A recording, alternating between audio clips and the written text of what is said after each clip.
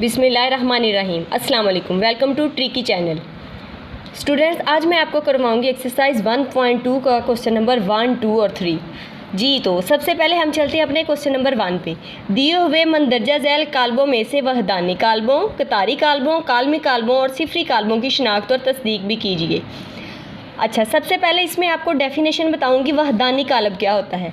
वाहद से निकला है ये कालब, मतलब वाहद का है एक। ऐसा कालब जिसमें वितरी रुकन जो है वो 1 हो और बाकी वैल्यू 0 हो, वो वहदानी कालब होगा। कतारी कालब, इसके नाम से जाहिर हो रहा है कतार, कितार से निकला है, मतलब जिसमें एक रो होगी, एक ही कतार होगी, कतारी कालब कहलाएगा। कालमी कालब, ऐसा कालब जिसमें एक ही कालम हो, कालमी कालब कहलाएगा। और सिफरी कालब, सिफरी कालब कौन सा है, जिसमें सारे के सारे अरकान जो हैं वो सिफर होंगे। तो चलें हम चलते हैं क्वेश्चन नंबर 1 के पार्ट ए पे। ए देखें, मैट्रिक्स दिया हुआ है 0 0 0 0। तो ये वहदानी होगा, कितारी होगा, कालमी होगा या सिफरी होगा। तो इसमें सारे जो अरकान हैं वो 0 हैं, तो ये कौन सा कालब हमारे पास हो जाएगा, सिफरी कालब। ए हमारे पास कालब दिया हुआ है 0 0 0 0। ये जी कौन सा कालब है, क्योंकि इसमें सारे अरकान 0 हैं, तो ए हमारे पास कौन सा कालब हो जाएगा, सिफरी कालब। इसी तरह कालब बी पे जाएं। बी की वैल्यू हमें दी हुई है, कालब दिया हुआ है 2 3 4। क्योंकि इसमें एक ही कितार है, तो ये हमारे पास कौन सा कालब हो जाएगा, कितारी कालब। नेक्स्ट है जी सी। सी की वैल्यू हमें दी गई है 4 0 6। तो ये क्या है, इसमें एक ही कॉलम है हमारे पास, तो ये सी हमारे पास कौन सा हो जाएगा, कालमी कालब। आगे डी पे जाएं तो डी की वैल्यू दी हुई है 1 0 0 1। अब ये कतारी कालम भी नहीं है, कालमी कालब भी नहीं है, तो इसमें क्या है, इसमें वितरी अरकान जो हैं वो 1 है, बाकी 0 हैं। तो डी हमारे पास कौन सा कालब हो जाएगा, ये हमारे पास वहदानी कालब हो जाएगा।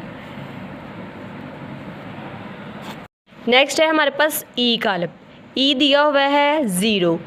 अब ये 0 दिया हुआ है, इसमें एक ही कतार है और एक ही कॉलम है। ये कालमी कालम भी हो सकता है, कतारी कालब भी हो सकता है, और इसको हम सिफरी कालब भी कहेंगे। सिफरी कालब इसको इसलिए राइट कर रहे हैं क्योंकि 0 है, तो ये स्टूडेंट्स के लिए भी इजी है कि 0 है तो सिफरी कालब हो गया।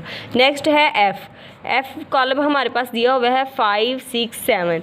क्योंकि इसमें एक ही कालम है, तो एफ़ जो है वो हमारे पास क्या हो जाएगा, कालमी कालब। क्वेश्चन नंबर 2 देखें। नीचे दिए हुए कालबों में से मुरब्बी कालब, मुस्ततीली कालब, कतारी कालब, कालमी कालब, वहदानी कालब और सिफरी कालब। जी, आपको ऊपर कतारी कालब का भी बता दिया है। एक ही कतार हो तो वो कितारी कालब होगा, एक ही कॉलम हो तो कालमी कालब होगा, और अगर जो है वो वितरी रुकन 1 हो, बाकी 0 हो, तो वहदानी कालब होगा। सिफरी कालब में सारे 0 हों। अब मुरब्बी कालब कौन सा होगा, ऐसा कालब जिसमें कितारों और कालमों की तादाद बराबर हो, मुरब्बी कालब होगा। और ऐसा कालब जिसमें कितारों और कालमों की तादाद बराबर ना हो, मुस्ततीली कालब होगा। फर्स्ट है, यहाँ पे हमारे पास मैट्रिक्स दिया हुआ है -8 2 7 12 0 4। हाँ जी, इसमें नंबर ऑफ़ रोज़ कितनी है, 2, और नंबर ऑफ़ कॉलम कितने हैं, 1 2 3। तो क्योंकि कितारों और कालमों की तादाद बराबर नहीं है, इसलिए ये कौन सा कालब है, ये है हमारे पास मुस्ततीली कालब।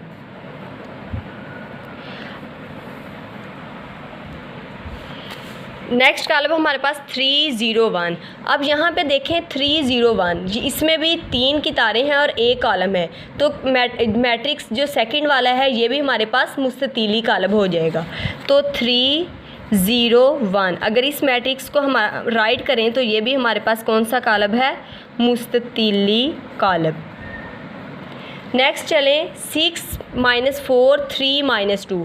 क्योंकि इसमें नंबर ऑफ़ रोज़ 2 हैं और नंबर ऑफ़ कॉलम भी 2 हैं, that's why this is called square matrix.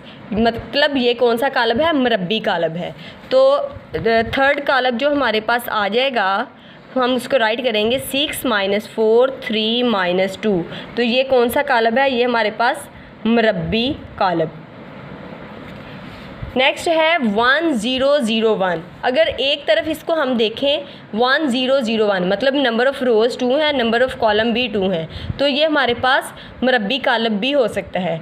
लेकिन क्योंकि इसके वितरी रुकन जो हैं वो 1 है, बाकी 0 हैं, तो ये हमारे पास वहदानी कालब हो जाएगा। 1001, तो इसको हम राइट कर देंगे वहदानी कालब।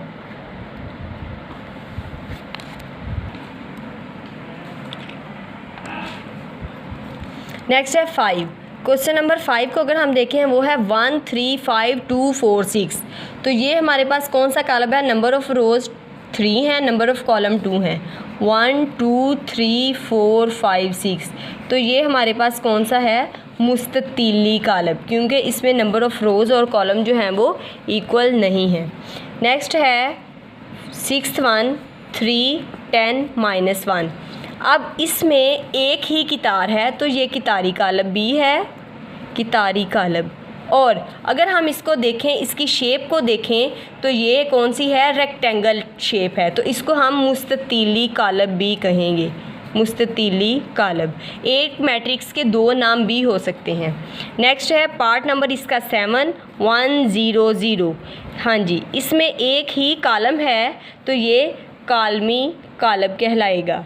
और नंबर ऑफ़ रोज़ और कॉलम इक्वल नहीं है, इसलिए ये वाला कालब भी मुस्ततीली कालब कहलाएगा।